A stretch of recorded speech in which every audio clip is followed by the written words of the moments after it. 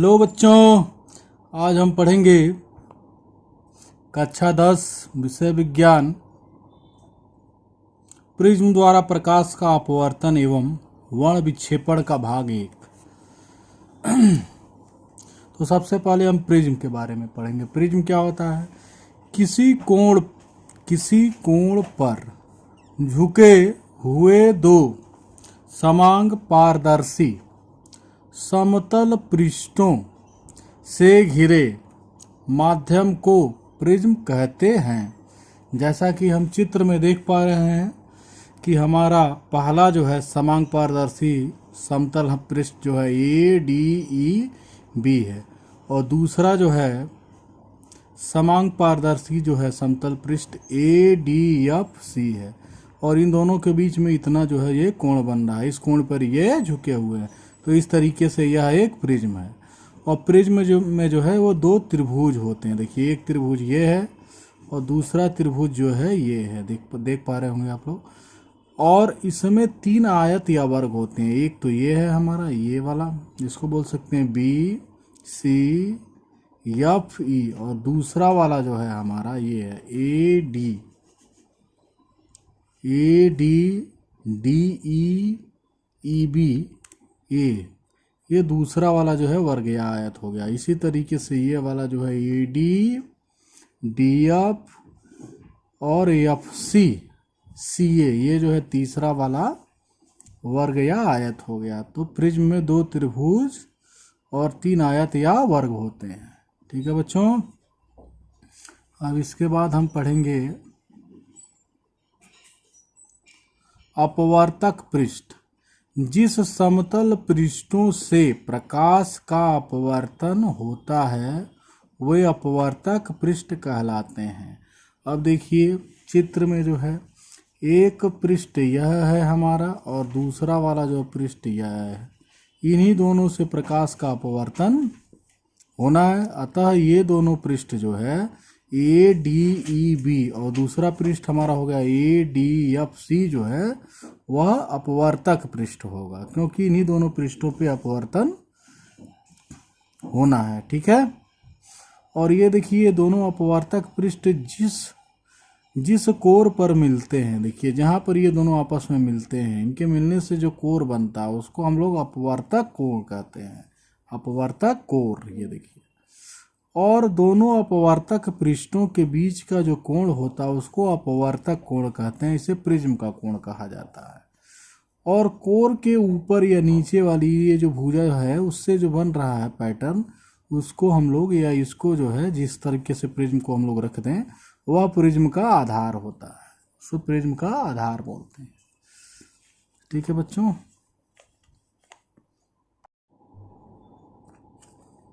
Prism कोण। अपवर्तक पृष्ठों के बीच के कोण को प्रिज्म कोण BAC कहते हैं। इसे A द्वारा प्रदर्शित करते हैं। ये देखिए ये वाला जो कोण है, ये जो कोण है वह कौन सा कोण है? अपवर्तक कोण है। इसे प्रिज्म का कोण कहते हैं। ठीक है बच्चों।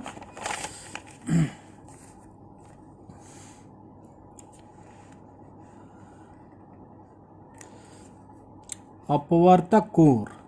दोनों अपवर्तक पृष्ठों के मिलने से बनी कोर अपवर्तक कोर कहलाती है। दोनों अपवर्तक पृष्ठों के मिलने से बनी कोर अपवर्तक कोर कहलाती है। जैसा कि हम चित्र में देख पा रहे हैं। ये देखिए पहला अपवर्तक पृष्ठ, दूसरा अपवर्तक पृष्ठ, और दोनों के मिलने से ये जो कोर बन रही है वही जो है अपवर्तक कोर है। ठीक है बच्चों। चौथा हमारा हो गया प्रिज्म का आधार। अपवर्तक कोर के सामने वाली भुजा को इसका आधार कहते हैं। फिर से देखें, अपवर्तक कोर के सामने वाली भुजा को इसका आधार कहते हैं।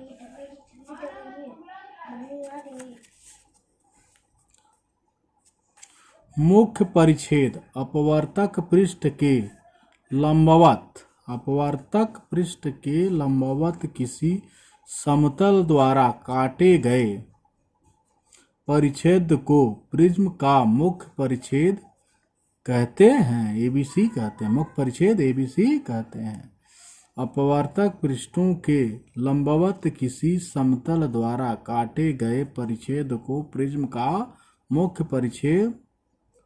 परिच्छेद एबीसी कहते हैं। जैसा कि हम चित्र में देख पा रहे हैं, ये देखिए ये प्रिज्म है, और जब इसके लंबवत हम ऐसे काटेंगे इसको स्लाइस के जैसे, जब ऐसे काटा जाएगा ऐसे लंबवत ऐसे इस तरीके से, तो ये जो पैटर्न हमारा बनकर निकलेगा एबीसी, वही जो है मुख्य परिच्छेद हो जाएगा प्रिज्म का। प्रिज्म द्वारा प्रकाश का अपवर्तन। अब यहाँ चित्र में हमने ए बी सी, एक जो है प्रिज्म का मुख्य परिच्छेद लिया हुआ है, किसी प्रिज्म का एबीसी जो है मुख्य परिच्छेद है। पी क्यू जो है वह आपतित किरण है। जब इसके प्रवर्तक तल इस पर पड़ती है, पहले प्रवर्तक तल पर, तो अभिलंब के साथ जो है, नॉर्मल के साथ जो है ये n1e अभिलंब है इसका, इसके साथ जो है आई आपतन कोण पर आपतित होती है प्रिज्म अपवर्तक पृष्ठ के बिंदु Q पर, ये इसका आपतन बिंदु हो जाएगा। अब यहाँ जो है चूँकि प्रकाश जो है वायु से जो है कांच में जा रही है, तो ये इस अभिलंब की ओर जो है झुक जाती है, और अभिलंब के साथ अपवर्तित किरण जो है R1 कोण बनाती है, और दूसरे अपवर्तक पृष्ठ पर ये R2 कोण पर जो है ये आपतित होती है। फिर जब ये जो है कांच से वायु में जाती है, अर्थात कांच क्या है सघन माध्यम, वायु क्या है विरल माध्यम, तो यह अभिलंब से जो है दूर हट जाती है वायु में, और जो है यह किरण जो है निर्गत होती है, और इस कोण को जो है निर्गत कोण कहते हैं, जिसको ई से प्रदर्शित किया जाता है। ठीक है। अब ये देखिए ये वाला जो कोण आई है, तो यह पूरा कोण आप विचलन कोण, आपतित किरण को आगे तथा निर्गत किरण को पीछे बढ़ाने से इनके बीच बनने वाले कोण को विचलन कोण डेल कहते हैं। फिर से देखें, आपतित किरण को आगे तथा निर्गत किरण को पीछे बढ़ाने से इनके बीच बनने वाले कोण को विचलन कोण डेल कहते हैं।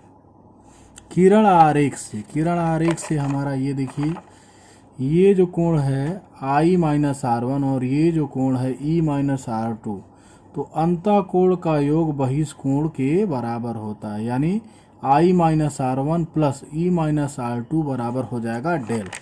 तो यहाँ से I-R1 प्लस E-R2 बराबर डेल हो गया।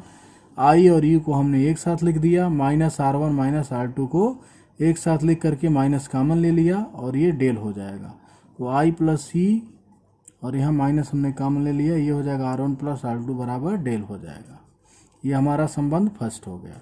अब देखिए, अब हम लेने जा रहे हैं AQER में, तो ये कोण हमारा ये हो जाएगा, ये 90 अंश है, ये ऐसे लेंगे तो 90, क्योंकि अभिलंब के साथ है, ये 90, और ये कोण हमारा कोण QER हो जाएगा। तो कोण A प्लस कोण 90 प्लस कोण QER प्लस 90 बराबर हो जाएगा 360। तो यहाँ हमने लिख दिया 90 धन क्या हो गया, कोण A धन कोण QER धन 90 बराबर 360। अब ये 90 और ये 90, ये दोनों मिल करके हो जाएंगे 180, और इस 180 को जब हम इधर भेजेंगे तो माइनस हो जाएगा, और यह 360 में से 180 को घटाना पड़ेगा, तो अभी आ जाएगा 180। इस तरीके से हमारा कोण A प्लस कोण QER बराबर 180 हो गया, और ये हो गया संबंध सेकंड हो गया।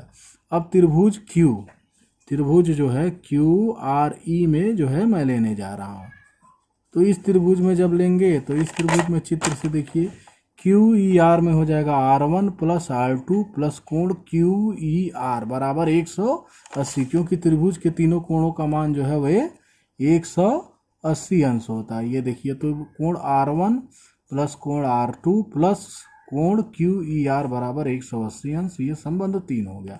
संबंध 2 और 3 को ध्यान से देखें तो दोनों का जो दायां पक्ष है वह 180 आ रहा है, इसका मतलब दोनों का बायां पक्ष आपस में बराबर हो जाएगा। तो हमने इसको संबंध 1 और 2 से बराबर कर दिया, और जब बराबर कर देंगे तो देखिए कोण ए प्लस कोण क्यू ई आर बराबर R1 प्लस R2 प्लस कोण क्यू ई आर। तो क्यू ई आर से क्यू ई आर कैंसिल हो जाएगा और ए बराबर R1 प्लस R2 अर्थात R1 प्लस R2 बराबर ए हो गया। ये संबंध 4 हो जाएगा।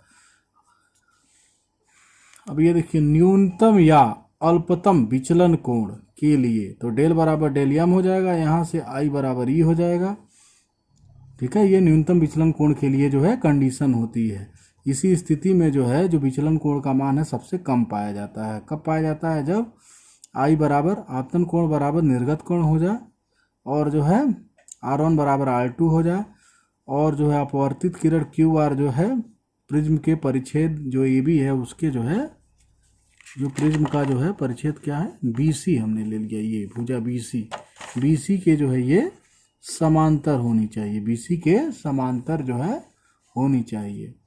ये देखिए फिर से न्यूनतम या अल्पतम विचलन कोण या के लिए डेल बराबर डेल एम हम इसको लिख देंगे जब मिनिमम होगा तो अल्पतम होगा तो, और ये तभी होता है जब आपतन कोण निर्गत कोण के बराबर हो जाए, R1 R2 के बराबर हो जाए और जो है QR जो है अपवर्तित किरण जो है प्रिज्म के परिच्छेद का जो बेस है उसके समांतर जो है जब हो जाए तब जो है ऐसा जो है होता है। स्नेल के नियम से हमारा हो जाएगा प्रिज्म के पदार्थ का अपवर्तनांक n बराबर साइन आई बटा साइन R1 हो जाएगा। और संबंध फर्स्ट में हमने क्या देखा था? संबंध फर्स्ट हुआ 4 से, तो हमारा संबंध फर्स्ट था I plus E minus R1 plus R2 बराबर ये था डेल, ये डेल हो जाएगा ये। और चौथा संबंध हमारा क्या था? R1 प्लस R2 बराबर ए था, R1 प्लस R2, तो R1 प्लस R2 के स्थान पे ए रख देंगे आप, तो हमारा क्या बन करके आ गया? ये देखिए ई प्लस आई प्लस ई माइनस ए, आई प्लस ई माइनस ए बराबर डेल हो जाएगा।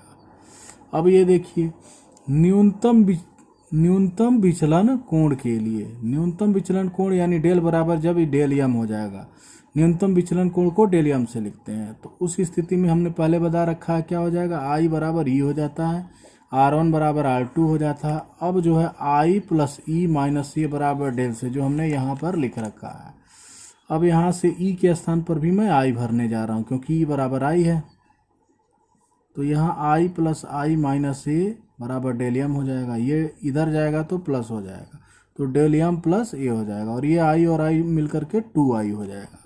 अब आई का मान निकालेंगे, अगर हम लोग आई का मान निकालेंगे तो क्या हो जाएगा? ये देखिए ये वाला 2 जो है इसके नीचे चला जाएगा, तो आई बराबर डेल एम प्लस ए बटा 2 या आई बराबर ए प्लस डेल एम बटा 2 ऐसे लिख सकते हैं। यह आई का जो मान है मैं जो है यहाँ पे भरूंगा, इसमें भरूंगा। ठीक है, तो आई का मान हमने निकाल लिया अब न्यूनतम विचलन कोण के लिए। अब देखिए एक चौथा संबंध हमारा जो है जो पहले पढ़ चुके R1 प्लस R2 बराबर ए होता है और R1 बराबर R2 हम लोग न्यूनतम विचलन कोण के लिए ये शर्त होती है। तो यहाँ से R2 के स्थान पे मैं R1 भरने जा रहा हूँ, तो यहाँ जो है मैंने R1 भर दिया, तो R1 प्लस R1 मिलकर के 2R1 बराबर ए हो जाएगा, तो R1 बराबर ए बटा 2 हो जाएगा। अब R1 का मान देखिए मैं यहाँ भर दूंगा, यहाँ पर जो है भर दूंगा, तो n का हमारा सूत्र जो है वह प्रिज्म के लिए न्यूनतम विचलन कोण के स्थिति में प्राप्त हो जाएगा। अतः n बराबर हो जाएगा साइन ए प्लस डेल एम बटा 2 अब पूरे का बटा साइन ए बटा 2। यही जो है यही प्रिज्म के पदार्थ का y के सापेक्ष अपवर्तनांक होता है, या प्रिज्म को हम जिस माध्यम में रखते हैं उसके सापेक्ष अपवर्तनांक का ये सूत्र हो जाता है। न्यूनतम विचलन कोण की परिभाषा देख लेते हैं। एक निश्चित आपतन कोण के संगत प्रिज्म का विचलन कोण न्यूनतम हो जाता है, इसे अल्पतम या न्यूनतम विचलन कोण डेल एम कहते हैं। ठीक है बच्चों, जिसका कंडीशन हम लोग ऊपर पढ़ चुके हैं। अब ये देखिए प्रिज्म द्वारा श्वेत प्रकाश का वर्ण विक्षेपण, वर्ण मतलब होता है रंग, विक्षेपण माने बटना, यानी श्वेत प्रकाश को जब हम प्रिज्म से हो करके गुजारते हैं तो वह 7 रंगों में बट जाती है। इसी घटना को वर्ण विक्षेपण कहते हैं। और जो सातों रंग मिलती है उसको जो है हम लोग जो है वर्ण बोलते हैं, ठीक है, वर्णक्रम बोलते हैं या स्पेक्ट्रम बोलते हैं। वर्णक्रम या सातों रंग के जो समूह प्राप्त होते हैं उसको वर्णक्रम या स्पेक्ट्रम कहा जाता है। ठीक है बच्चों, तो ऐसे इसको हम लोग लिख सकते हैं। जब श्वेत प्रकाश की किरण किसी पारदर्शी प्रिज्म से होकर गुजरती है तो वह अपने मार्ग से विचलित होकर प्रिज्म के आधार की ओर मुड़ जाती है तथा 7 रंगों में बट जाती है। इस घटना को प्रकाश का वर्ण विक्षेपण कहते हैं तथा विभिन्न रंगों के समूह को विभिन्न रंगों के समूह को वर्णक्रम या स्पेक्ट्रम कहते हैं, जैसा कि किरण आरेख में दिखाया गया है। यह देखिए, ये जो है श्वेत प्रकाश प्रिज्म के बिंदु Q पर जो है, ये Q पर जो है आपतित होती है। और यहाँ जो है नोट, लाल रंग के प्रकाश में सबसे कम तथा बैगनी रंग के प्रकाश में सबसे अधिक विचलन होता है। एवं अन्य रंगों का इसके बीच में विचलन होता है। फिर से देखें, लाल रंग के प्रकाश में सबसे कम तथा बैगनी रंग के प्रकाश में सबसे अधिक विचलन होता है एवं अन्य रंगों का इनके बीच में विचलन होता है। अब जो है जो वर्णक्रम है उसको याद रखने का तरीका क्या है, ये देखिए, इसको ऐसे याद रखते हैं, शॉर्टकट में लिखते हैं बैजनीह पीनाला। बै से बैगनी, ज से जामुनी, नी से नीला, ह से हरा, पी से पीला, ना से नारंगी और ला से लाल होता है। इसको ऐसे जो हम लोग याद कर सकते हैं शॉर्टकट में, बैजनीह पीनाला, और यह क्रम जो है इस तरीके से याद हो जाएगा। ये देखिए, लाल रंग के प्रकाश का तरंग दैर्घ्य सबसे अधिक तथा बैगनी रंग के प्रकाश का तरंग दैर्घ्य सबसे कम होता है इन 7 रंगों में।